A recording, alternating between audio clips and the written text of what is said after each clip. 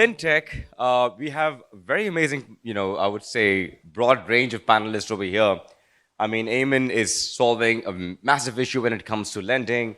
Ahmed is basically solving the problem of digital Roscas. And then, of course, Anna is from Wise, who's basically solving a major problem when it comes to cross-border transactions as well, which has been a major concern. Now, we will just jump quickly right into the main topic. So, Ayman, I would want to start with you, right? So, when we are basically talking about financial, services over here in this part of the world, especially in Egypt, how do you see, first of all, I want you to differentiate the main concept between a neobank and a traditional bank, right? One. Two, because we would want the audience to understand this, right? And two is going to be when we're talking about the state of neobanking and digital banking in this part of the region, where do we stand, especially in specific to Egypt? Yeah, it's a big start. So first, thank you for hosting us, and happy to be talking to everyone here in the room. So I'm happy you asked this question in the beginning because the headline was more into neobanking, and I was a bit concerned about talking about neobanking for the audience, while in Egypt we don't have something called a neobank yet. So we need to maybe go one step or two steps down and see how the progression of this business or this sector is going. So talking about neobanks or digital banks, let's call it digital banks easier, which are banks that doesn't actually depend on the retail branches and can execute faster. They have alternative data points where basically banks basically take deposits and they lend on the other side. So the way they are used to do the lending is usually based on what they get from deposits. We were just talking about this topic. So it's okay. Can you? The chopper here. Yeah, it looks like a background. So basically, the way neobanks try to work is basically use alternative data points about their consumers, regardless of the use case. So there are many use cases that came in different markets. Each market has its own characteristics, and accordingly, those markets are the ones that create the alternative data points that basically allows people to get more credit. Traditional banks are basically using the deposits they are getting from customers and the usage on their own products to be able to do the lending. That's my way of thinking between the difference in terms of the value proposition itself. If we're talking about the execution, then there would be a multiple differentiation. So the fast execution, how it works, and so on. So you talked about like traditional banking and of course them being transitioning towards the current becoming a lot more relevant, right? So Ahmed, coming to you, but before I come to you, right? So by the way, Ahmed, I don't know if many of you know about this. They just raised their Series B of $31 million. So congratulations for that.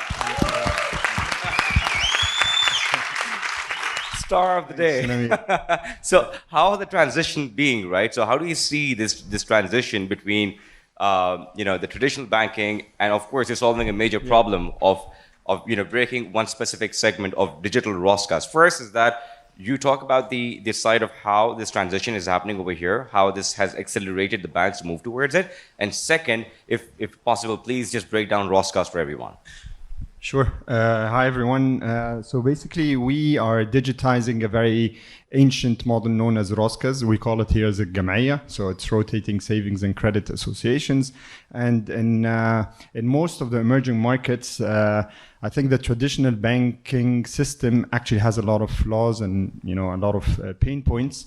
And I think the evolution of traditional banking is going towards digital banking probably eventually. But I think we're one step behind that. And that's what we came to realize is that there's over 60% of the population that are unbanked.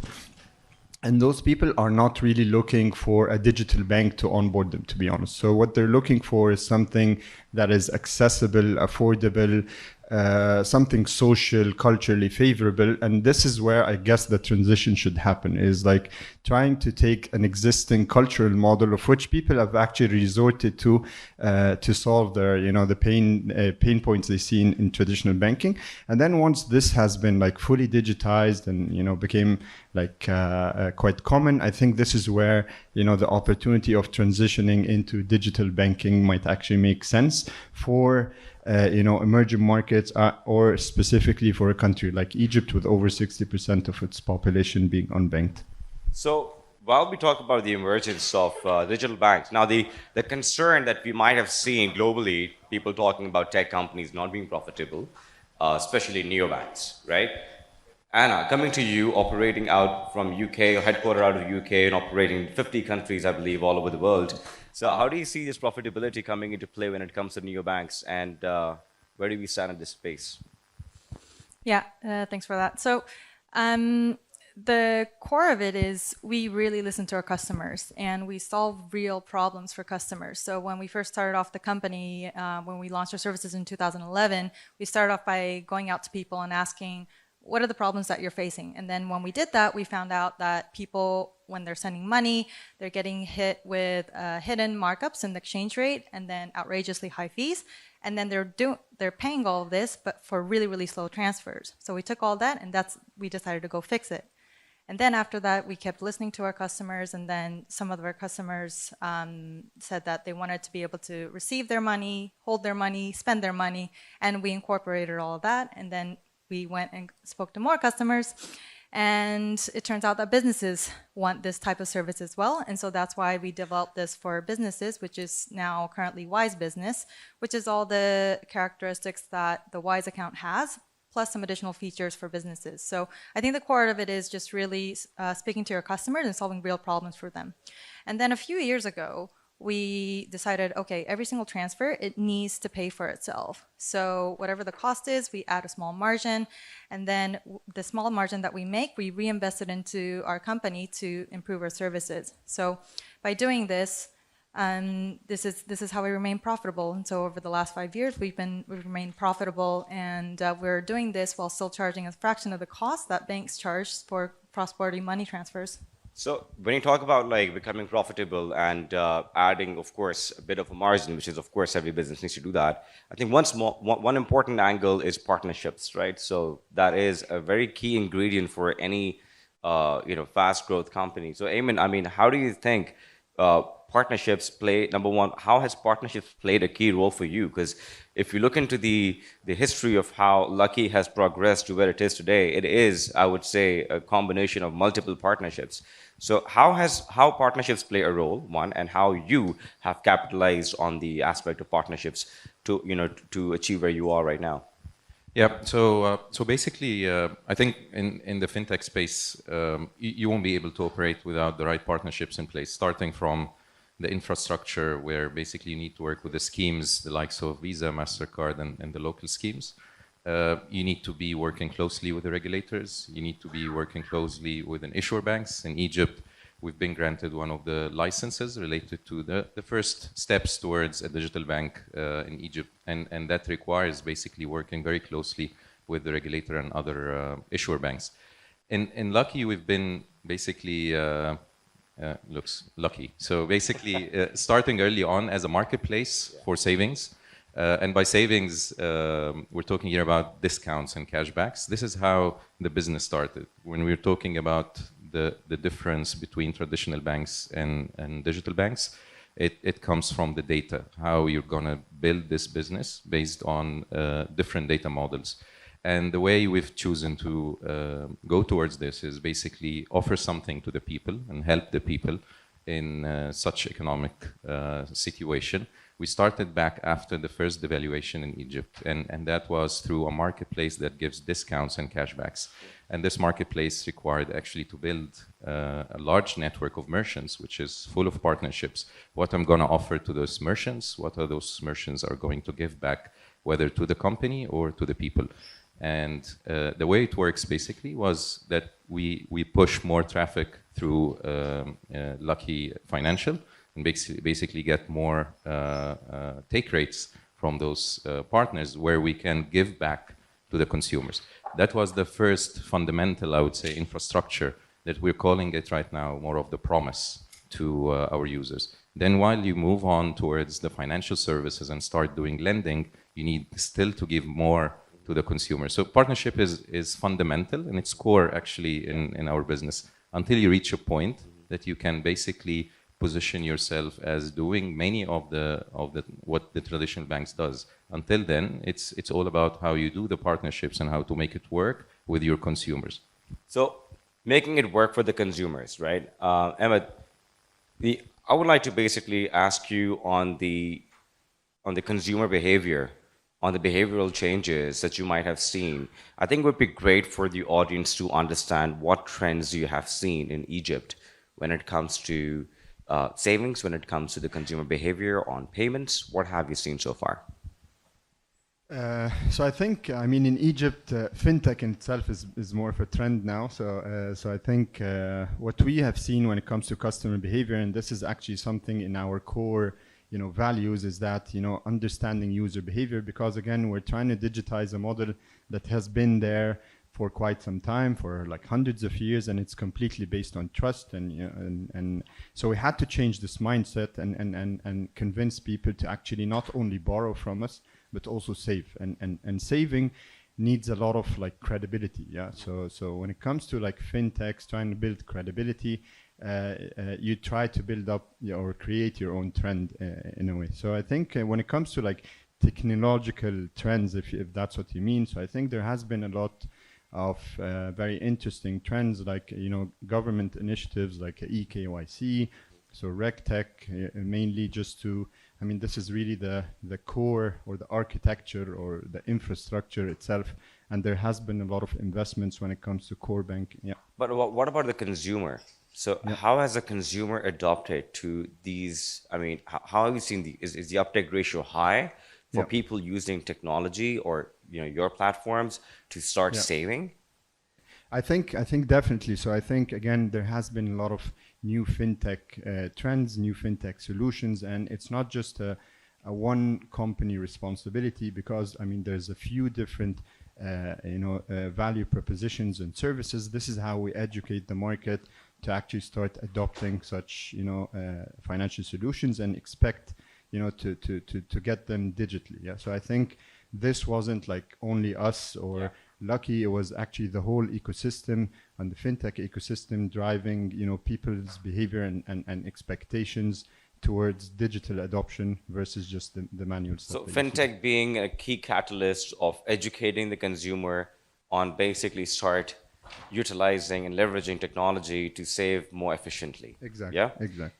Now, this brings us to the point, Anna, on the infrastructure, how important it is, right? So you have been investing into, be it Wise or, into the ecosystem companies as well. How important it is for any business in the financial services space or in fintech to basically invest into the relevant and the right infrastructure? Yeah, I mean, I think it depends on the player, right? Like, I think for some players, it does make sense to get your infrastructure from outside. So, that's why, you have fintechs that do banking as a service, for example. Like, there's a real demand for that. But I think in the case of Wise, we decided to build our own infrastructure. And so we started off with cross-border money transfers. And typically, traditionally, when you send money overseas, it goes through several intermediary banks between the time that the money leaves your own account and then it gets to the recipient. In our case, we have a whole host of bank accounts and licenses that are all over the world. And essentially, to conclude one transaction, we do 2 domestic transfers to conclude one transaction. And so by doing this, we're cutting out the middleman and we're cutting out all these intermediary banks, which means that our transfers are faster and they're a lot cheaper. And so for us, it's really important that we continue investing in this infrastructure. And so what I mean by that is that wherever possible, we really want to be connected directly to the payment schemes. So today, we're connected to the faster payment systems in the UK. We're also connected in Singapore and in Hungary, hopefully soon Australia as well. And so keep continuing to invest in this is really important for us, because if we don't do this, then we're always limited with the partner that we work with, and essentially the partner that we work with becomes a gatekeeper of innovation. And so, you know, as a matter of fact, currently about 50% of our transfers globally settle under 20 seconds. But if we had more direct access in more regions, actually this ratio would be a lot higher today. I just have a question moving forward on this. Like, I just need your 3 points. While you look into the region, what are those 3 points that you feel really excite you the most as Wise? I mean, one thing I think that's undeniable is the growth, right? Okay. The growth, the potential. I think also the regulatory frameworks are starting to form. So that's also very exciting to see because, you know, we do work closely with regulators, and, you know, that's how we establish a good business here. So yeah, I think that's very exciting to see. Ahmed, your key takeaways that you feel, I mean, hopefully, you know, I can follow up with you in the next 12 months after that. So what are your key 3 takeaways that you see in the region that really excite you the most in your space?